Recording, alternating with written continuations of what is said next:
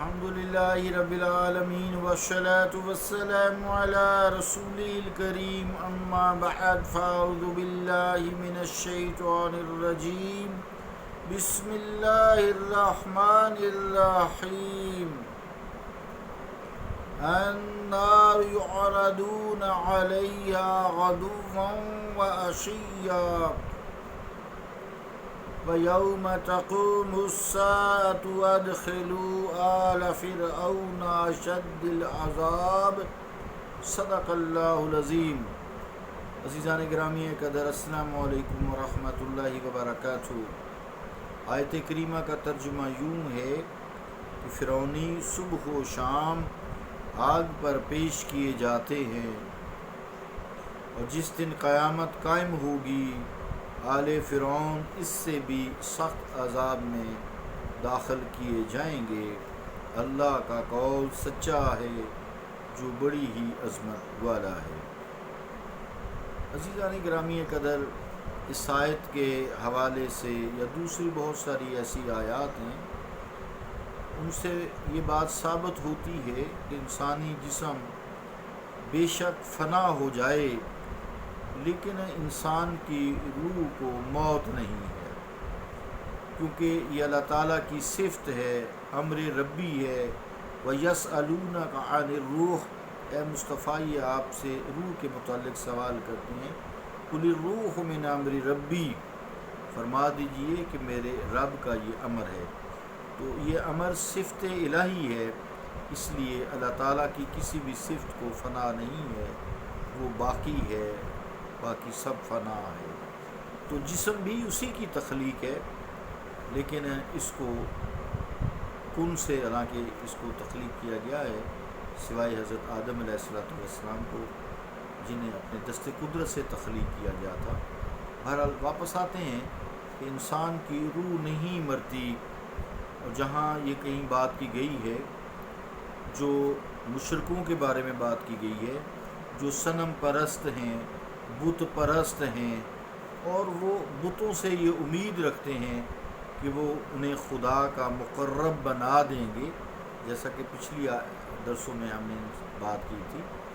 جمادات سے، پتھروں سے ایسی توقعات رکھنا حماقت نہیں تو اور کیا ہے، اور یہ بھی بہت بڑی حماقت ہے کہ انبیاء کو، صدیقین کو، شہداء کو، نیک لوگوں کو، چاہے وہ زندہ ہیں چاہے وہ اس دار فانی سے رخصت ہو گئے ہیں، انسان بتوں کے برابر ٹھہرائے، یہ بھی زیادتی ہے، جہالت ہے۔ انسان مرتا ہے، بت تو نہیں مرتا، وہ تو پتھر کا ہے، وہ تو ایسے ہی رہے گا۔ تو اس لیے انسان مرنے کے بعد بھی عالم برزخ میں اپنی روح کی حیثیت سے موجود رہتا ہے، زندہ رہتا ہے، جیسا کہ میں نے آیت بھی شروع میں تلاوت کی ہے، اور ارواح عالم برزخ میں موجود رہتی ہیں۔ اگر روح کو امر ربی ہی کہا جائے تو کیا جس وقت روح جسم خاکی سے منقطع ہوتی ہے تو معاذ اللہ ثم معاذ اللہ امر ربی ختم ہو جاتا ہے، اس کو موت آ جاتی ہے؟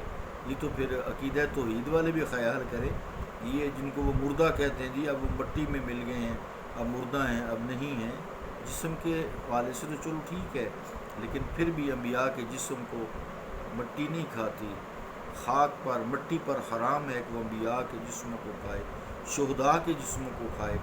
تو عزیزان گرامی قدر، امر ربی کے لیے کوئی موت نہیں ہے، کیونکہ روح امر ربی ہے۔ البتہ یہ کہا جا سکتا ہے کہ عارضی طور پر امر ربی یعنی روح جو ہے اس کا جسم خاکی کی نسبت اس سے علیحدگی ہو گئی ہے، انقطاع ہو گیا ہے، منقطع ہو گئی ہے، اس وقتی انقطاع کا نام موت ہے۔ یہ نہیں کہ امر ربی ہی ختم ہو گیا ہے، اسے موت ہو گئی ہے یا معدوم ہو گیا ہے۔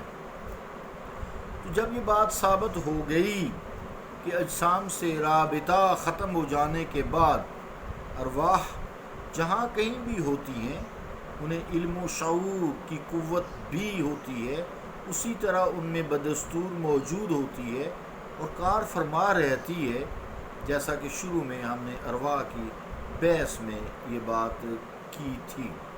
پھر آئے گا انشاءاللہ، یہ بھی تھوڑا سا عرصہ رہ گیا ذرا تھوڑی تھوڑی یہ باتیں جو اختلافی ہوتی ہیں یہ بھی اب ضروری ہیں، کیونکہ لوگ جو ہے نا عقیدے کے حوالے سے لوگوں کو گمراہ کرتے ہیں۔ پیچھے ان کا یہود و نصارہ سے عموماً تعلق ہوتا ہے، وہاں سے مال آتا ہے، سیدھی اسٹریٹ فارورڈ بات تو یہی ہے۔ تو کیا اللہ تعالیٰ کے لیے کچھ بعید ہے کہ ہماری کوئی بات ارواح کو سنا سکتا ہے؟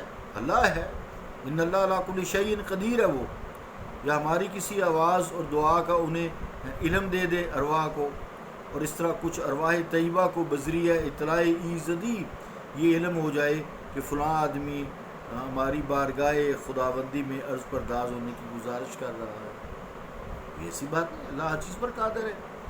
عزیزان گرامی قدر، کم از کم خدا سے تو یہ بعید نہیں ہو سکتا نا، انسان تو یہ کام نہیں کر سکتا، اس کی تو بس کی بات نہیں ہے۔ یا پھر یہ تسلیم ہمیں کر لیا جائے کہ خدا کے سوائے بغیر، خدا کے سنوائے بغیر مستقل سماعت کی یہ مالک ہیں، تو یہ بھی غلط ہے۔ یہ خالی غلط نہیں ہے بلکہ یہ تو شرک بھی ہے۔ تو اللہ تعالیٰ ہی ہر چیز کو کنٹرول کرتا ہے، اس کی حکم سے سارے کام انجام پاتے ہیں، وہی ہمارا مالک ہے، وہی ہمارا کارساز ہے، وہی امر ربی کا مالک ہے، یعنی روح کا مالک ہے، وہی ہمارے جسموں کا مالک ہے، جو وہ چاہتا ہے کرتا ہے، ہر چیز پہ وہ قادر ہے، ہر چیز اس کے دستے قدرت میں ہے۔ عزیزان گرامی قدر، بار بار وضاحت بھی ہم پیچھے کرتے چلے ہیں کہ اللہ تعالیٰ کے بغیر کوئی چیز مستقل تصرف کی مالک نہیں۔ جو شخص یہ تسلیم کرتا ہے وہ مشرک ہو جاتا ہے، اس نے اللہ کے برابر کسی انسان کو ٹھہرایا ہے۔ ہاں، عارضی اور عطائی جو تصرفات ہیں، جیسے علم ہے، سننا ہے، عارضی ہے نا، یہ سارا دیکھنا ہے، زندہ رہنا ہے، قائم رہنا ہے، یہ سب چاہے اجسام ہوں چاہے ارواح ہوں، یہ سب اللہ تعالیٰ کی عطا ہے، یہ عطائی ہیں، مستقل نہیں ہیں۔ مستقل صفات صرف اللہ تعالیٰ ہی کی ہیں۔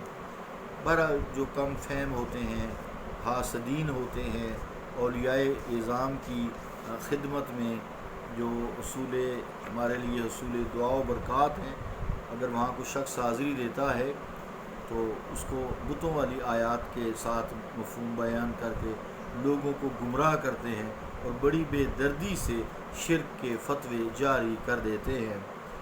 اگر وہ تھوڑا سا عقل سے کام لیں، جب کوئی مسلمان کسی انبیاء، بزرگ، ولی، صدیق، شہداء، صالحین کی خدمت میں، شہداء تو خیر اس دار فانی سے نہیں ہے، پر وہ ایک روحانی طور پہ چونکہ وہ زندہ ہے، ہم نے یہ بات کی ہے قرآن مجید میں، تو اگر ان سے دعا طلبی کے لیے حاضر ہوتا ہے تو کیا وہ معاذلہ اس کی عبادت کر رہا ہوتا ہے؟ استغفر اللہ، ایسی بات نہیں ہے، وہ تو دعا کرنے جاتا ہے جو انبیاء کا طریقہ ہے۔ اور واطیع اللہ واطیع رسول میں تب ہی آئے گا نا، اس سے دعا کرائے گا تو پھر ہے نا، کیونکہ لوگ رسول کریم علیہ الصلوۃ والسلام سے دعا کرانے آتے تھے، بارشوں کی دعا کرانے آتے تھے، نہ کہ بارش مانگنے آتے تھے کہ آپ برسا دیں، کہتے ہیں اپنے رب کے بارے میں، اپنی رب کی بارگاہ میں دعا فرمائیں۔ عزیزان گرامی قدر، اگر کوئی کسی کے پاس محض دعا طلبی کے لیے جاتا ہے تو یہ اچھی بات ہے، اس میں شرک کا کوئی شائبہ بھی نہیں ہے۔ پیر کرم شاہ صاحب رحمۃ اللہ علیہ کے متعلق جو ہے وہ پھر کیا کہیں گے، انہوں نے بڑا ہی اچھا لکھا ہے، شرک کو بڑی وضاحت سے لکھا ہے۔ جو رسالت مآب صلی اللہ تعالیٰ علیہ وآلہ وسلم کی بارگاہ میں صحابہ کرام بارش برسنے کی کبھی دعا کرانے کے لیے آتے، کبھی بارش کے تھمنے کی دعا کرانے آتے، کبھی بیماروں کی شفا یابی کے لیے دعا کروانے آتے، اور کبھی اور مقاصد کے لیے دعا کرانے کے لیے حاضر خدمت ہوتے اور دعا کے لیے التماس کرتے۔ تو ایسے بے شمار متعدد واقعات ہیں جس میں آپ سے لوگ دعا کرانے کے لیے بڑی دور دراز سے سفر طے کر کے آتے تھے۔ یہ کتب احادیث کی زینت ہیں، کتب سیرت کی زینت ہیں۔ اگر خوش سالی کے رفع ہو جانے کے لیے دعا کراتے تو اسی وقت گھنگھور گھٹائیں امڑ کر آ جاتی مصطفیٰ علیہ السلام کے دعا ہاتھ اٹھتے ہی، دعا کے لیے ہاتھ اٹھتے ہی تو برسنے لگتی بدلیاں، بادل برسنے لگتے، جل تھل ہو جاتی۔ اگر آپ مریضوں کی صحت کے لیے دست شفا اٹھا دیتے تو لا علاج مریضوں کو دولت صحت مل جاتی۔ اگر یہ سب کچھ عزیزان گرامی قدر غلط تھا، پھر صحابہ کرام کیوں ایسا کرتے تھے؟ اور پھر ساتھ مآب صلی اللہ تعالیٰ علیہ وآلہ وسلم انہیں ایسا کرنے سے منع کیوں نہیں فرماتے تھے؟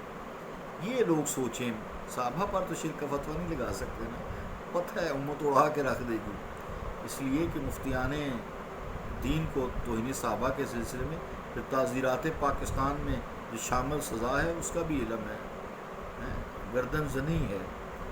تو اگر ہم میں سے کسی کوئی بزرگ کے پاس صرف دعا طلبی کے لیے حاضر ہو جائے تو فوراً شرک کا فتویٰ نہیں لگا دینا چاہیے، اور لگا دیتے ہیں، قیامت اٹھا دیتے ہیں سر پر۔ آیات کو سمجھیں، قرآن کریم کو سمجھیں، اور کوشش کریں ایسے فتویٰ باز ملاؤں سے دور رہیں جو بات بات پر جو ہے شرک کے فتوے دا کر اپنی روٹی روزی کھڑی کرتے ہیں، روزی روٹی کھڑی کرتے ہیں، مال کماتے ہیں۔ کمانے کا ڈھنگ ماں باپ نے نہیں انہیں سکھایا، کوئی ہنر اور نہیں سکھایا۔ سارے انبیاء بکریاں چراتے تھے، سارے انبیاء پیشے اختیار کرتے تھے، وہ دین سے تھوڑی روزی کماتے تھے۔ اللہ رب العالمین، میں اور زیادہ سخت باتیں نہیں کر سکتا، اچھی بات نہیں ہے، امت میں پہلے ہی بڑی تفرقہ بازی ہے۔ اللہ رب العالمین جو ہے ہمیں دین کو سمجھنے اور اس پر عمل کرنے کی توفیق عطا فرمائے۔ صلی اللہ تعالیٰ علی رسول خیر خلقہ محمد وعلی آلہ وصحبہ اجمعین برحمتک یا ارحم الراحمین۔